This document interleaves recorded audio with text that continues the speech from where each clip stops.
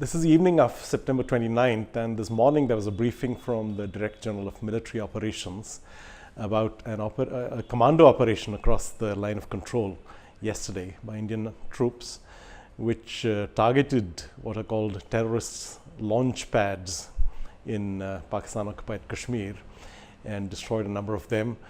Pakistan has denied this and said that there was nothing more than some cross-border firing by small arms, and that 2 of their personnel were killed in the exchanges.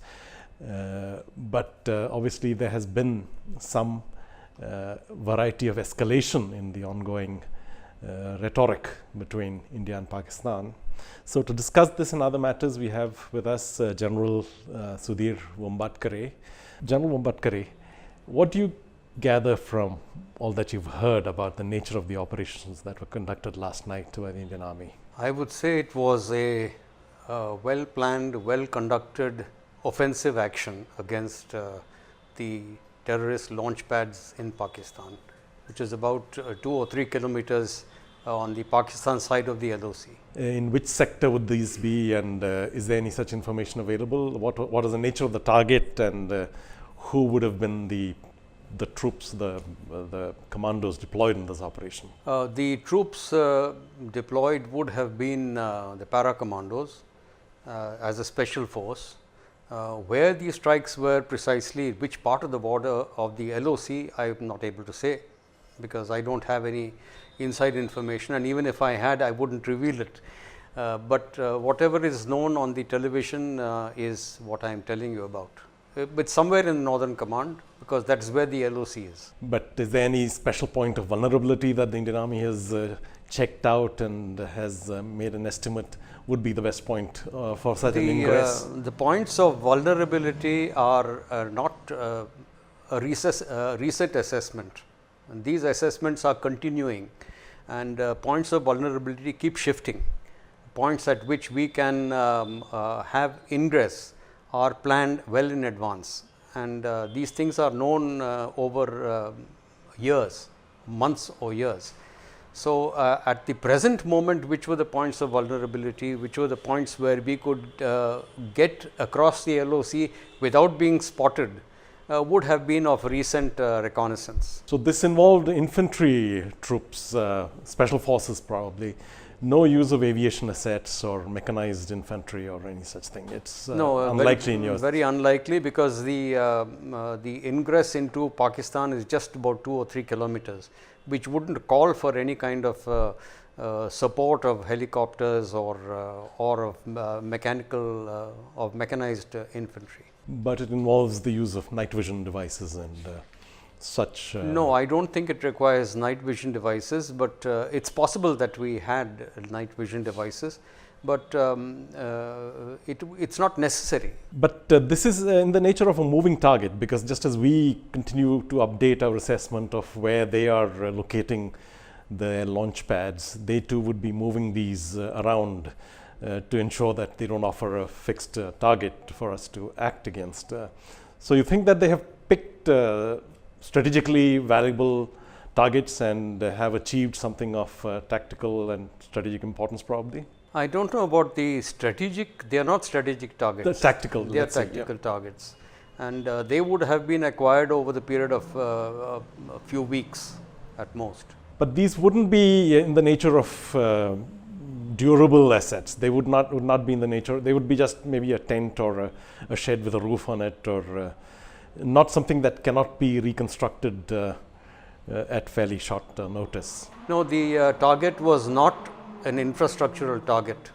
The targets were the people who are in the launching pads.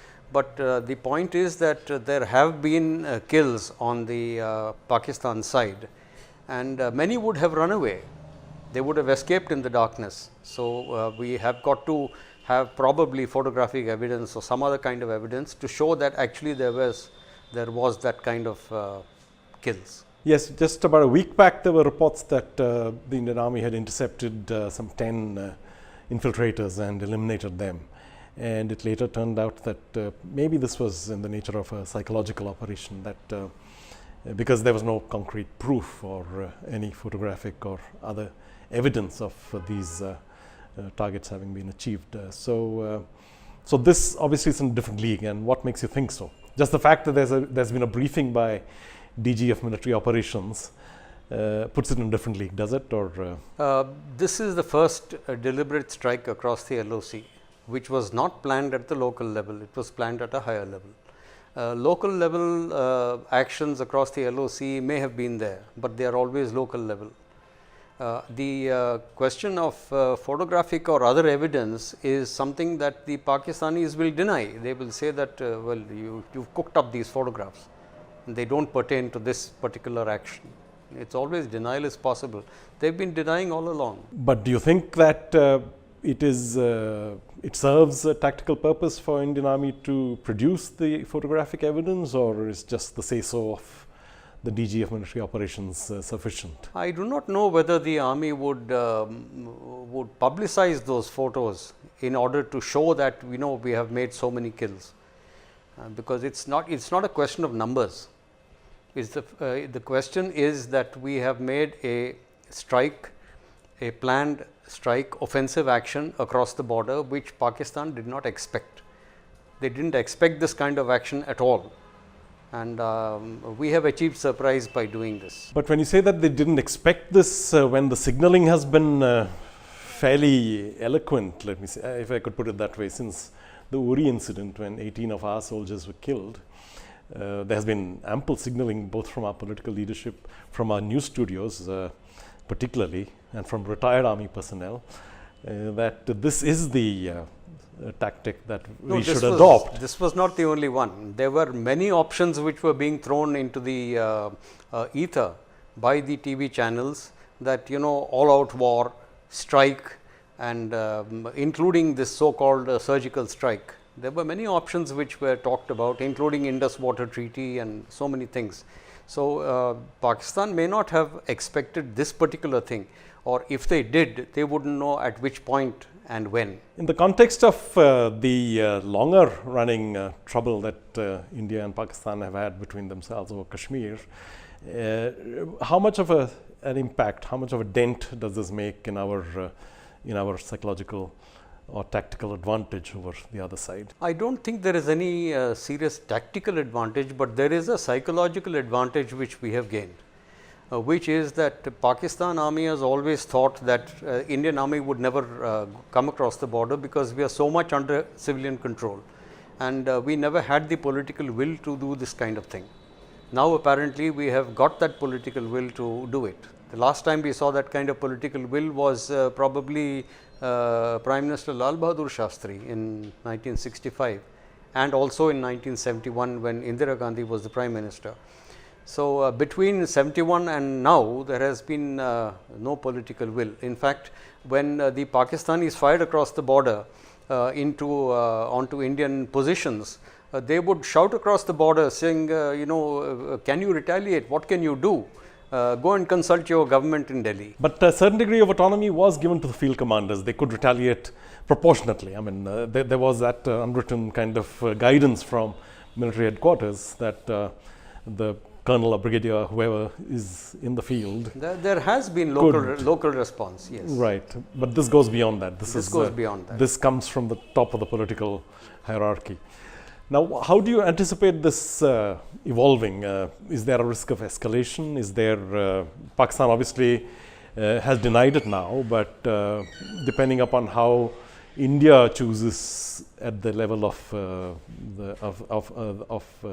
media operations and psychological operations to proceed, they would feel compelled to respond in one way or the other. And how would that be? What is your assessment of that?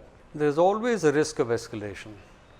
But I think this was a fairly well calculated move because it was unexpected from the Pakistan side. And what would be their preferred or likely mode of responding to this? It's a very difficult question because they've got many options, and we do not know what option they would exercise at which point in time.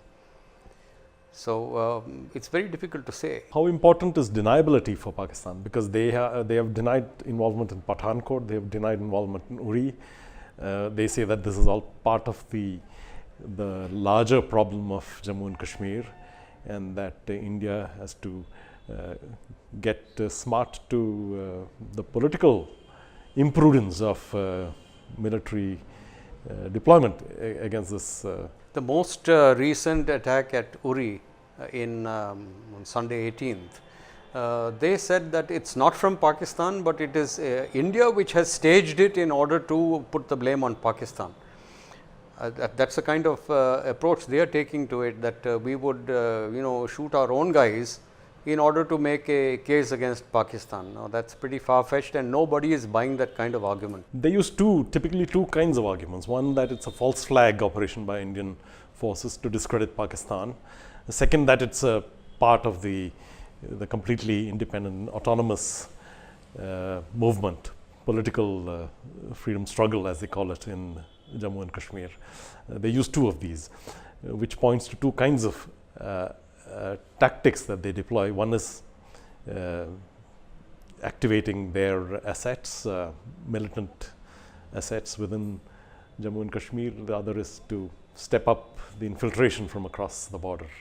There are two possible responses. Is there a substantive difference in terms of how India should prepare for either of these? The attack at Uri, where they cut through the fencing and came and used incendiary weapons to burn those tents, is not something which the local Kashmiri Azadi demanders could have done, because it requires military training. You can't just do that without training. And obviously, they have been trained by Pakistan, and they could not have been trained by Pakistan within Kashmir. It's obviously on the other side of the LOC that they received training. So, there are launch pads, there are training camps which are known to the whole world, and which have been consistently denied by Pakistan. There's been a lot of talk, especially since the Uri incident, about crossing the nuclear threshold, and Pakistan has at least claims to have tactical nuclear weapons, battlefield weapons. Now, India has made it clear that it will not use tactical nuclear weapons or seek to develop them, because any nuclear use means that the threshold is crossed, and which means that all options are on the table after that. So, there's a lot of loose talk about this. People talk as if it's very flippantly about the nuclear option, but if there's an existential threat to Pakistan, do you see that there's a threat of escalation beyond that threshold? The Pakistan threat of use of tactical nuclear weapon is clearly that if India crosses the border, then we will use a tactical nuclear weapon on the Indian troops who have crossed the border, or the LOC, which means that the tactical nuclear weapon will be used on what is claimed as Pakistani territory. So, that should not be should not call for a no first use response from India, because it would still be no first use. So, that means that from India's point of view, the threshold is crossed, even if it's on Pakistan territory that the tactical weapons are used. It depends on how it is interpreted. What is the signaling from India's side? I mean, because there is obviously a doctrine in place which I do not know whether there is a national doctrine in place, but the point is that I also do not know whether we have tactical nuclear weapons. We do have. The claim is that we don't. The official position. One would assume that that is true, in which case the nuclear weapon used by India would be a strategic nuclear weapon, and for that we have said no first use. Finally, what do you think would be the military first and second diplomatic fallout of these in terms of the larger players, the geopolitical players in the scenario? I am pretty sure that China does not want a nuclear conflagration anywhere, leave alone in South Asia. And I don't think any other country wants it, but there could be irresponsible people in Pakistan who would get control of nuclear weapons. That is not the government and not the Pak army. I don't think the Pak army either is interested in this kind of thing.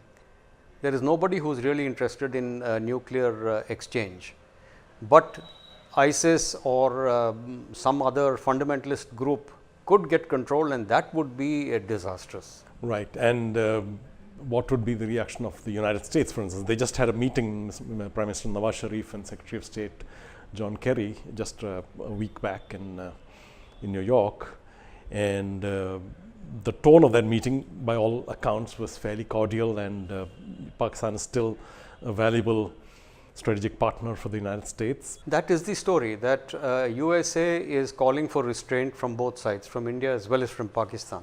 That the meeting with between Kerry and Nawaz Sharif was cordial is not surprising. It would be cordial. There is no reason for them to not meet him or refuse to discuss. I think it is very much in the interest of USA that there is no nuclear, there is no escalation of conventional warfare or of nuclear warfare in this area. Thank you so much, General Vombatkere. That's been a very interesting discussion. Thank you. Let's follow further developments very closely. I'm sure that this will be something to closely track the next few days. Thank you.